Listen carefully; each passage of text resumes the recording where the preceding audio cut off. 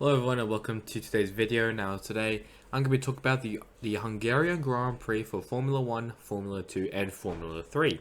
But before we get into that, let's talk about the next race, which is over at the end of August, that being the Belgian Grand Prix at Spa-Francorchamps. So F3, we'll start with F3. Practice and qualifying will be on a Friday. Practice at 10:25 to 11:10, both of them at AM. And then Friday, qualifying that'll start at 3:30 to 4 o'clock. Sprint race on Saturday, that's at 10:35 to 11:20. And then the feature race on a Sunday, that'll start at 8:50 to 9:35. So very, very early feature race for F3. F2, free practice and qualifying, that'll be both on a Friday.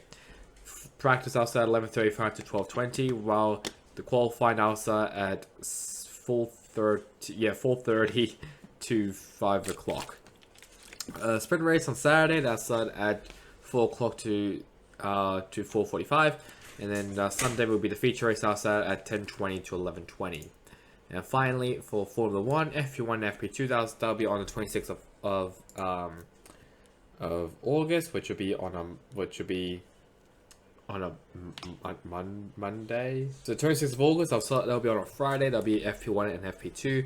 FP1 that'll start at 2 o'clock to 3 o'clock. FP2 that'll start at 5 o'clock to 6 o'clock. I know I said 4 o'clock, but I mean I said 6, whatever. FP3, which will be on a Saturday, that'll start at 1 o'clock to 2 o'clock, and qualifying that'll start at 4 o'clock to 5 o'clock. Then the race, that'll be on a Sunday. That'll start at 3 o'clock and it will end at 5 o'clock. So, with that out of the way, let's get on now with the results. But first off with Formula 3. First off was also with the sprint race, and that was won by Cal Collet. Then Franco Colapinto and Kushmani ran out around the podium. And then for the top 10, we got Isaac Hadger, Oliver Bierman, Victor Martins, Gregory Salsi, Oliver Gotti, who would be replaced Hunter Yeany, if I remember correctly, for this weekend. Roman Stanek and Zane Maloney ran out the top 10.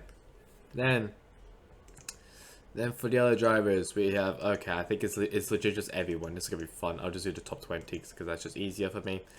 So top 20, that'll be Reese Ushima, then Juan Manuel Carrera, Johnny Edgar, Joseph Marty, if I remember that's his name is, Alexander Smala, William Alatalo, Rafael Villagomez, Zach O'Sullivan, Killian Frederick, and Jack Wolf ran out the top 20. Then we go to the feature race, which was won by Alexander Samola. Then Zane Maloney and Oliver Bierman ran out the podium. We have Zach O'Sullivan, Jack Crawford, Juan Manuel Carrera, Kushmani, Arthur Leclerc, Cal Collet, and Victor Martins ran out the top 10. In the top 20, we got Gregory Saucy, Roman Stanek, David Vandellas, Reese Ushishima, Franco Colapinto, William Alatalor, Ido Cohen, Isaac Hadger, Enzo Trulli, and Kalen Fedra ran out the top 20. Trevor saying these are literally due to the top 10 to make it easier for me. Isaac Hadger and Victor Martins are both tied for the lead. Then Arthur Leclerc, Jack Crawford, Oliver Bierman also tied for 4th with Crawford. Then Roman Stanek, Alexander Samala, Cal Collet, Franco Colapinto, and Zane Maloney ran out the top 10. So the championship hunt is getting closer and closer, and now it's actually tied. And obviously the last race for the F3 season will be at Monza. So we're looking now at the F2 results. First off for the sprint race, which was won by Jack Doohan, Yuri Vips, and Enzo Fittipaldi ran out to the podium. Then we have Felipe Drugovich, Frederick Basti, Liam Lawson, Marcus Armstrong, Emmanuel Wassa, Teo Portier, and Ollie Codwell ran out the top 10. Then for the top 20, Cal Williams, David Beckman, Amaru Cordell, Roberto Meri, Marina Sato, Sam Bullock-Abassi, Jihan Daruvla, Richard Verschoor, Roy Nassani, and Clement Overlag ran out the top 20. Then for the feature race, that was won by Teo Portier, then Enzo Fittipaldi and Emmanuel Wassa ran out the podium. Then in the top 10, we have Frederick Vasti, Yuri Vips, Marcus Armstrong, Liam Lawson, Richard Verschoor, Felipe Drugovich, and Logan Sargent ran out the top 10. Then Jihan Daruvla, Clement Novalek, Sam Bullock-Abassi, David Beckman, Miranda Sato, Cal Williams, Amaru Cordell, Roy Nassani, Dennis Halger, and Ollie Codwell ran out top 20. Roberto Meri is the other driver who also DNF'd. October will also receive a race ban for the next race at the Belgian Grand Prix for receiving a total of 12 penalty points, which basically means if you reach that limit, you now have a race ban. Driver standings also do the top 10 as well. Felipe Drugovich still has a massive lead over Teo Pourchaire, but still, I mean, I think there's still some time for Pourchaire to climb back up. And Logan Sargent, Enzo Fittipaldi, Jihan Deruvla, Frederick Vesti, Emmanuel Vasselin, Lawson, Jack Doohan, and Yuri Vips ran out the top 10. Enzo Fittipaldi is doing a phenomenal job lately. I think he's gotten 3 podiums this season. Let's now go over to Formula 1, where everyone really cares about it. Everyone really cares about Formula 1.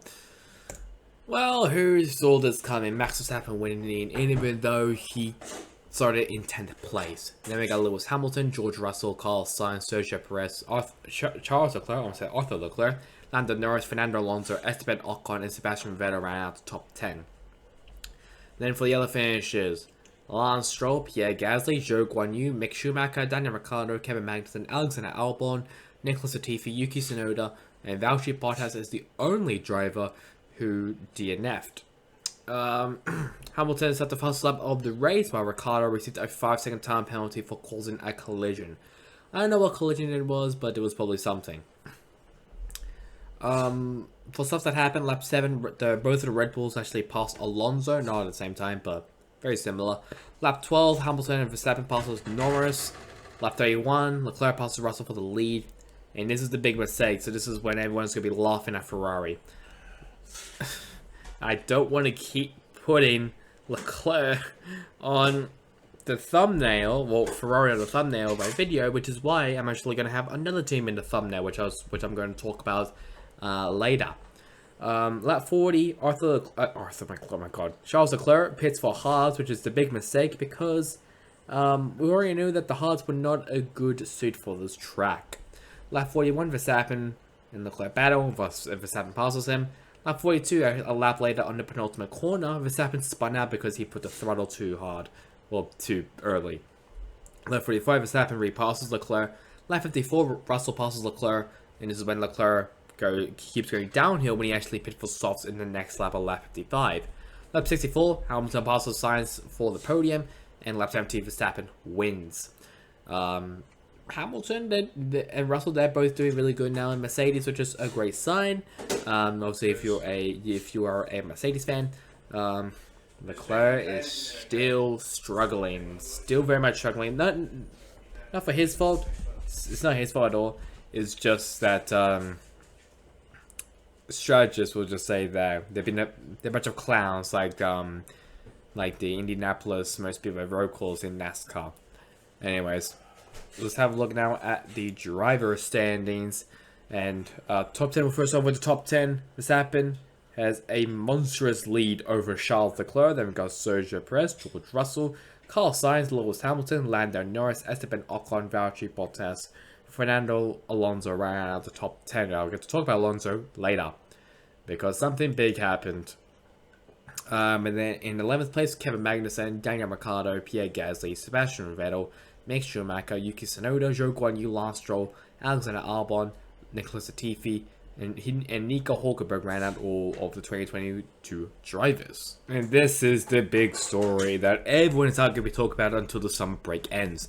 Fernando Alonso has officially joined Aston Martin for a multi-year deal starting next year into 2023. Why? Because obviously, if you didn't know, Sebastian Vettel will be retiring at the end of this season. Which means, who the hell is replacing Alonso in Alpine next year? Well, that was also just confirmed while recording this video. It's been confirmed that Oscar Piastri, the Australian himself, who was mentored by Mark Webber, will be driving for Alpine next year. This is massive. I think this is also the first time since Webber and Ricciardo there'll be 2 Australians on the grid. Really happy that Piastri finally gets out this opportunity. I'm so excited to see how Piastri goes in an F1 car. As for Fernando Alonso, this is a very surprising move to me. I was not expecting Fernando Alonso to sign with Aston Martin out of all teams. I thought he was going to stick it with Alpine because, I mean, yeah, Alpine, they haven't been doing that bad. They've been doing pretty decent. But it's kind of, isn't this kind of a downgrade though? Isn't this kind of just a downgrade to Alpine? So I'm surprised. I'm surprised that Aston Martin has decided to pick up Fernando Alonso. But this obviously makes way for Oscar Piastri. There was also stuff about Piastri might be going to Williams at some time this season to replace Latifi, who, by the way, got FP3, who got first place in FP3, which was basically, I guess, maybe the most surprising thing that happened over the season. But this is really, really, really good. This is also what they're hoping for. Is actually now just read it. Hoping for might happen, maybe happen now that I've just read it. Because I just read that. Because I saw this. I was like, oh wow, driver announcement. Oh wait, hang on, it's what the community hopes. Obviously, I think it might actually happen. It's most likely actually going to happen. I think about it. I can't believe I just read that while recording. I'm actually so stupid. Anyway, this is definitely confirmed. I know that Formula 1 brought this out. It is confirmed. F1 Feeder Series 0, you guys are knobs. I'm joking. I just didn't read this part. This is probably gonna happen. Maybe at some time in the future, hopefully.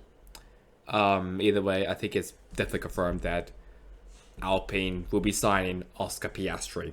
That's basically probably gonna be confirmed. This one is confirmed, and this is massive, especially in the driver market. Who's gonna be replacing Alonso? Most likely Piastri. Unless someone is in the span in the works. But, yeah. But we shall wait and see though. So that's really about it for me. Hope you guys enjoyed it. Catch you guys on next time in the next one. Goodbye.